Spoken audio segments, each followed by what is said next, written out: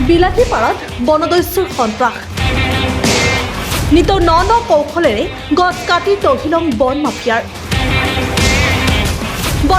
বিৰুদ্ধে বন বিভাগৰ ব্যাপক অভিযান অভিযানত আটক বনদস্যু কুৰাণ আলী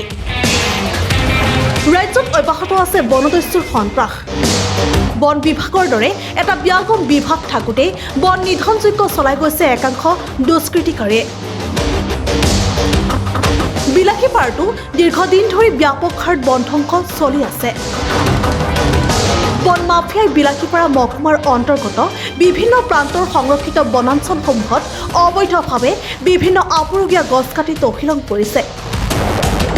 যাৰ ফলত বনাঞ্চলসমূহৰ বিস্তৰ ক্ষতি হৈছে বন বিভাগৰ নাকৰ তলতেই সংঘটিত হোৱা এই দুষ্কাৰ্যৰ প্ৰতি সেই অভিযানত তীব্ৰতৰ কৰিছে বন বিভাগে শুক্ৰবাৰে শালকুচা বন বিষয়াৰ নেতৃত্বত শ্ৰীগাম সংৰক্ষিত বনাঞ্চলত চলা অভিযানত এজন বনদস্যুক আটক কৰিবলৈ সক্ষম হয় বন বিভাগে ইফালে দুজন বনদস্যু পলাই যাবলৈ সক্ষম হয় এই অভিযানত গছ কাটি থকা অৱস্থাত আটক হোৱা কুৰাণ আলীক বৰ্তমান জেল হাজতলৈ প্ৰেৰণ কৰিছে বন বিভাগে প্ৰশ্ন হৈছে বিলাসীপাৰাত আৰু কিমান বনদস্যুই বন ধ্বংস অভিযানত নামি পৰিছে এটা দায়িত্বশীল চৰকাৰী বিভাগ থাকোঁতেই কেনেকৈ বনদস্যু এফালৰ পৰা ধ্বংস কৰি গৈছে হাবি বন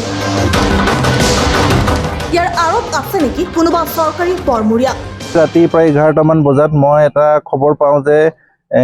কেইজনমান লোক গছ কটাৰ উদ্দেশ্যে আমাৰ শ্ৰীগাম যিখন সংৰক্ষিত বনাঞ্চল আছে তাত প্ৰৱেশ কৰিছে সেই খবৰ অমান পাই আমাৰ যিজন সৰ্পমাৰী বিট অফিচ আছে বিট অফিচাৰজনে এটা টিম লৈ বনাঞ্চলত প্ৰৱেশ কৰে আৰু দেখা পায় যে তিনিজন লোকে এজোপা চেগুন গছ